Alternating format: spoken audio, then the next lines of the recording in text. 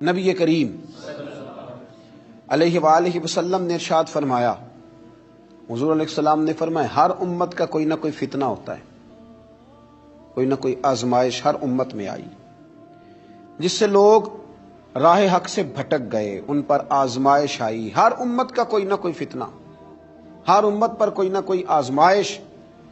تو محبوب کریم علیہ السلام فرمانے لگے، میری امت کا فتنہ مال ہے، میری امت کی آزمائش مال ہے، ان کے اندر مال آیا ہے، فتنہ آیا۔ حضرت عمر فاروق رضی اللہ تعالیٰ عنہ کا زمانہ مبارکہ تھا تو مال بہت زیادہ آیا تھا۔ حضرت عمر کے زمانے میں اللہ نے دولت بہت زیادہ عطا کی، چونکہ بہت سارے علاقے فتح ہونے لگے تو مال غنیمت ڈھیروں آنے لگا۔ حضرت عبد الرحمن ابن عوف رضی اللہ تعالیٰ عنہ فرماتے ہیں کہ جب بحرین سے مال آیا تو اتنا مال آیا، اتنا مال آیا، حضرت ابو عبیدہ بن جراح رضی اللہ تعالیٰ عنہ لے کے آئے، اتنی دولت آئی، مسجد نبوی شریف صلی اللہ علیہ وسلم میں مال کا ڈھیر لگا تو جو اونچے قد والے تھے نا وہ بھی مال کے پیچھے چھپ گئے۔ اتنا بڑا ڈھیر تھا کہ جن کا قد اونچا تھا، دراز قد تھے، وہ مال کے پیچھے چھپے ہوئے تھے۔ تو فرماتے ہیں کہ صبح صبح کچھ لوگ جلدی آ گئے نماز کے وقت میں، پتہ تھا کہ رات سے مال غنیمت آ گیا، اور نماز ختم ہو گئی تو جا ہی نہیں رہے، ابھی بیٹھے ہیں۔ تو حضرت عمر رو پڑے، جناب فاروق اعظم روئے، اللہ اکبر، درد سا پیدا ہو گیا۔ حضور آپ رو کیوں رہے ہیں؟ فرمایا تم اس لیے رکے ہوئے ہو کہ مال آیا ہے؟ لوگوں نے عرض کی حضور ہاں بات تو ٹھیک ہے، اور یہ صحابہ کا حق ہے، یہ سب لوگوں میں بٹے گا۔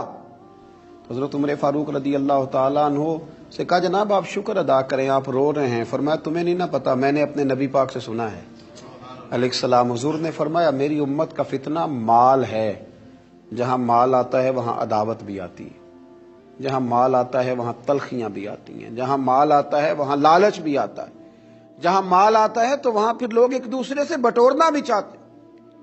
جب تک جیبوں میں مال نہیں نہ ہوتا تو جو بھی پیار کرتا ہے ذات سے کرتا ہے، اور جب جیب میں مال آتا ہے تو پھر زیادہ تر لوگ جیب سے پیار کرتے ہیں۔ یہ امیروں کا کہنا تو ہوتا ہے کہ لوگ بڑا چاہتے ہیں، جی بڑی اللہ کی عزت ہے، تو میں کہا کرتا ہوں ذرا دولت الگ کرنا، پھر اپنی حیثیت کا تعین کر کے تیری کتنی عزت ہے۔ یہ دولت کا لیبل ہے نا، اس کو ذرا اتار، خود پتہ چل جائے گا تیرے پاس کیا ہے۔ میرے نبی کریم علیہ السلام نے اسے فتنہ قرار دیا، یہ تو آزمائش ہے۔ لالچ کرنا، لالچ میں پڑے رہنا، لالچ کی طرف سفر کرنا، اور مطمع نظر لالچ بنا لینا، مطمع نظر۔ ایک بہت بڑے دولت مند کا میں ایک دفعہ اس کا انٹرویو اخبار میں چھپا تو میں دیکھ رہا تھا، تو کسی نے اس سے پوچھا کہ دولت کیسے کمائی؟ تو کہنے لگا جی میں نے 10 لاکھ والا کام بھی نہیں چھوڑا اور 10 روپے والا بھی نہیں چھوڑا، سارے کام کیے، بس کوشش کی کہ جہاں سے آ جائے اسے حاصل کر لینا چاہیے۔ اب کھل کے بات تو لوگ کرتے نہیں، حالانکہ بہت ساری جگہوں پہ اس بات کا ترجمہ یہ ہوتا ہے کہ نہ جائز دیکھا نہ ناجائز دیکھا، بس جہاں سے آئے، جتنے آئے، جس ترتیب سے آئے۔ شام کو یہ حساب ضرور کرنا ہے کہ آج میرے بینک بیلنس میں کتنا اضافہ ہو گیا۔ لوگوں نے دولت ہی کی طرف دیکھا، دولت ہی کو پرکھا، پیسے نہیں تو رو پڑے، جائیداد نہیں تو رو پڑے، مکان نہیں تو رو پڑے۔ جس دن 4 گاہک کم آئے اس دن رو پڑے، جس دن کام دھندا کم ہوا تو سارے زمانے کو بتایا کہ بڑی غربت ہے۔ میں کہا کرتا ہوں کہ جب اللہ تعالیٰ گاہک زیادہ بھیجتا پھر بھی شور کیا کرو، جب اللہ تعالیٰ نوازتا ہے اس کا بھی اعلان کیا کرو۔ میرے بھائی، حضرت عیسیٰ علیہ السلام کا ایک فرمان بڑا ہی شاندار ہے، اس عنوان پر اگر ہماری سمجھ میں آئے تو ہماری طبیعت ٹھنڈی کر دے گا۔ اور جناب عیسیٰ علیہ نبینا علیہ الصلوۃ والسلام نے ایک بات کہہ کے کتنے سارے مضامین بیان کر دیے، اللہ کے پیغمبر علیہ الصلوۃ والسلام نے کتنی ساری باتیں کھول دی ایک جملہ کہہ کے۔ جناب عیسیٰ علیہ الصلوۃ والسلام فرمانے لگے دنیا کو اپنا آقا نہ بنانا، دنیا کی دولت کو اپنا آقا نہ بنانا، ورنہ یہ تمہیں اپنا غلام بنا لے گی۔ اسے اپنا آقا نہ بنانا ورنہ یہ تمہیں اپنا غلام۔ جنہوں نے دولت کو آقا بنایا اس نے پھر ان کو اپنا غلام بنا لیا، پھر بیچارے کروڑوں پتی ہیں پر سو نہیں پاتے ساری رات، اربوں روپیہ پاس ہے پر نیند سکون کی میسر نہیں آتی، چونکہ دولت آقا ہے نا، تو یہ وہ آقا ہے جو قابو آتا نہیں۔ یہ وہ آقا ہے جس سے دل بھرتا نہیں، یہ وہ والا آقا ہے جس سے لوگوں کی طبیعت سیر ہوتی نہیں، ایک کے بعد دو، دو کے بعد تین، تین کے بعد چار، چار کے بعد پانچ، یہ وہ والا پیالہ ہے جو کبھی پر ہو سکتا۔ محمود غزنوی رحمت اللہ تعالی علیہ نا خیرات بانٹا کرتے تھے، آپ کو پتہ ہے بادشاہ لوگ ہوتے تھے، دولت تقسیم کرتے تھے، تو محمود ایک دن باہر نکلے، سیر کے لیے جا رہے تھے بادشاہ سلامت، تو باہر نکلے تو کہا جتنے فقیر ہیں نا سب کو بلا لو، آج میرا دل ہے میں نکلتا جاؤں اور خیرات بانٹتا جاؤں، نکلتا جاؤں اور خیرات تقسیم کرتا جاؤں۔ محمود نے اعلان کیا تو بعض اوقات انسان کچھ بات کرتا ہے تو اس کے لفظوں میں نا تھوڑا کر و فر نظر آتا ہے، تھوڑا تکبر نظر آتا ہے، تھوڑا غرور نظر آتا ہے۔ کہ درویش بھی وہاں سے گزر رہے تھے، انہوں نے بھی بادشاہ کا یہ جملہ سنا، انہوں نے بھی بادشاہ کا یہ جملہ سنا، اس طرف توجہ فرمائی کہ لو جی جو جس نے لینا ہے نا آج اسے دیا جائے گا، آج میں بانٹتا ہی جاؤں گا۔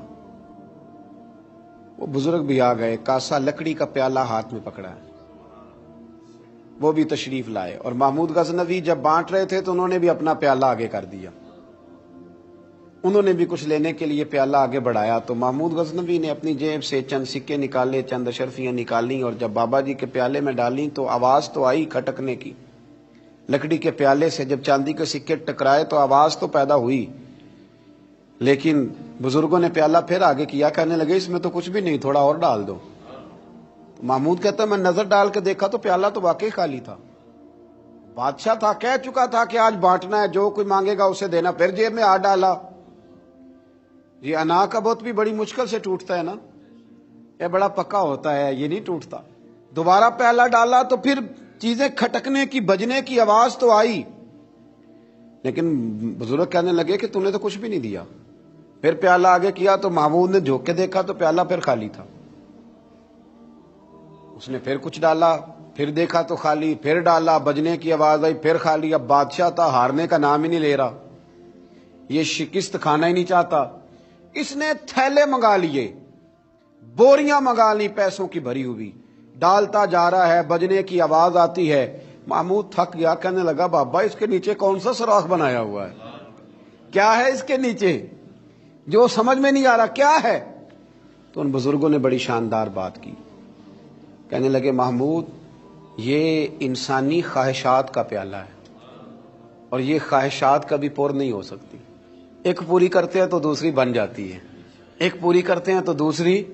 حضرت مولا علی شیر خدا رضی اللہ تعالیٰ عنہ فرمایا کرتے تھے نفس کی خواہشیں ان بھیڑوں کی طرح ہیں جو کبھی قابو میں نہیں آتی، ادھر سے گھیر کے لاؤ تو ادھر والی نکل جاتی ہیں، ادھر سے گھیر کے لاؤ تو ادھر والی نکل جاتی ہیں، دونوں کو سمیٹو تو سامنے والی گائے۔ یہ خواہشات ہیں، یہ کبھی پوری یہ نہیں پوری ہوتی میاں۔ پھر انسان آگے سے آگے بڑھتا رہتا ہے، ہرس کرتا ہے، لالچ کرتا ہے، طمع کرتا ہے، لینے کی خواہش پیدا کرتا ہے، لیکن یہ چیزیں کبھی اس کے حق میں مؤثر ثابت نہیں ہوتی۔ ہاں میرے نبی کریم علیہ الصلوۃ والسلام سے پوچھا گیا تھا یا رسول اللہ ذلت کیا ہے؟ فرمایا لالچ کرنا۔ تو حضور عزت کیا ہے؟ فرمایا جو رب نے تجھے دیا اس پہ راضی ہو جا، اللہ عزت عطا فرما دے گا۔ قناعت میں عزت ہے، لالچ میں ذلت ہے۔ تو ہرس کرنا، ہوس کرنا، مال کے پیچھے بھاگنا، لوگ تعلیم حاصل کرتے ہیں تو مال کمانے کے لیے، ہنر سیکھتے ہیں تو مال کمانے کے لیے، کسی استاد کے پاس جاتے ہیں تو مال کمانے کا طریقہ سیکھنے کے لیے، کسی سے یارانہ لگاتے ہیں تو کہتے ہیں ذرا دیکھو تو صحیح یہ آگے کیسے گیا ہے۔